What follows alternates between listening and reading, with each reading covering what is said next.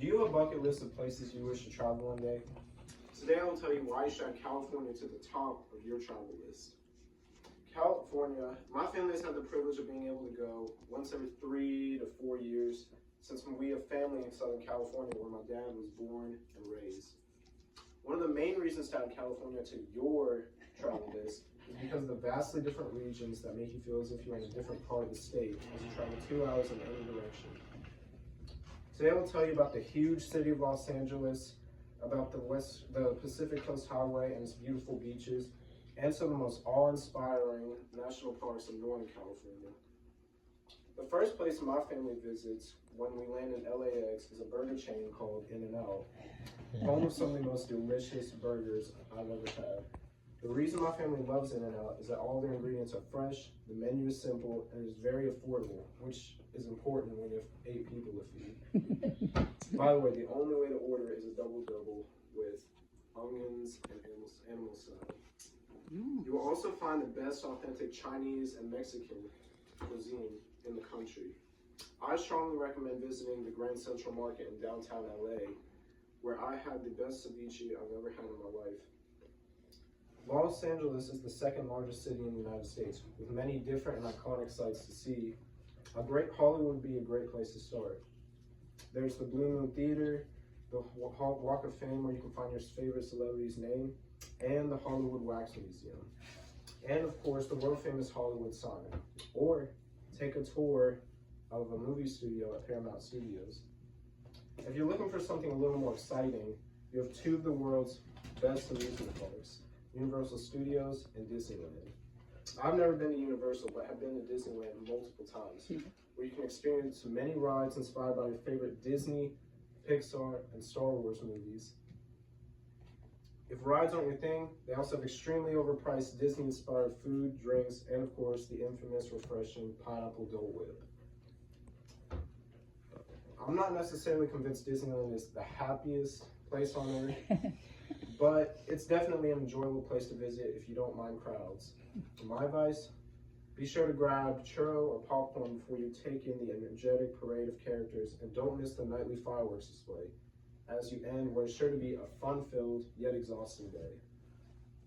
There are also many things to do and places to see outside of Los Angeles. For instance, you can take the Pacific Coast Highway that goes from Southern California all the way up to Washington State.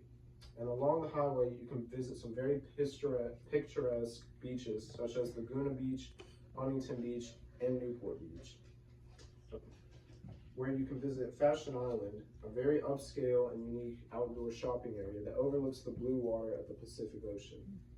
Although you can expect to pay $20 for a meal when you were there, I would recommend visiting Sidecar Donuts, famous for its fun and unique flavors. All of these places will be on the south end of the Pacific Coast Highway, although if you can choose to continue up your travels up north, you can stop at a small, quaint seaside city called Carmel by the Sea, where you will see cottages, cobblestone streets, flowers in abundance, and only local restaurants and cafes where patrons dine al fresco. If you continue up north, you will come to Big Sur, a sparsely populated region known for its winding turns, seaside cliffs, and the view of the misty coastline. It is also a popular spot for those who love nature, hiking, camping, and beach combing. Keep going up north and you will eventually end up in San Francisco, a city of about 800,000 people, where you will see iconic things such as the San Francisco cable car system, Alcatraz Island surrounded by shark-infested waters, and the famous Golden Gate Bridge. If you choose to visit San Francisco, don't expect to be doing very much driving, as the roads are extremely narrow. Finally, as you travel east away from the coast in Northern California, you will discover some of the most otherworldly destinations in America. At the top of the list are Lake Tahoe and Yosemite and Sequoia National Park, all extremely different and each worth visiting. When you travel to any of these places, you'll feel as if you're in another country. At the beaches in Lake Tahoe, there are massive rocks that look like a giant's playground. There you can kayak and explore the crystal blue waters as you take in the view of pine tree-lined mountains in the distance. After Lake Tahoe, you can head to Yosemite National Park, where you will be surrounded by mountains that are so enormous and beautiful that you will feel as if you were in Switzerland.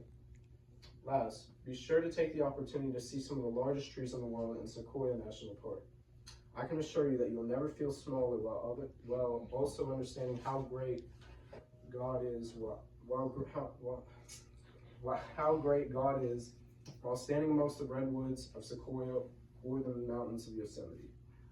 The final place I would recommend visiting in Mammoth Lakes is Mammoth Lakes, where the weather is much cooler with a distant view of snow-capped mountains. There's an extremely cozy vibe about Mammoth Lakes, with its many stone mountain lodges, log cabins, and fire pits. Tourists often use for roasting marshmallows in various locations downtown. It was in the 40s to 50s when we visited in May, whereas in Los Angeles it was about 70 to 80 degrees almost every day. The reason I love California is because there's something for everybody. Whether you're a big city person, a beach person, or a mountain person, you don't have to leave the state to see extraordinary things you've never seen before. If you can't do it in California, it can't be done anywhere.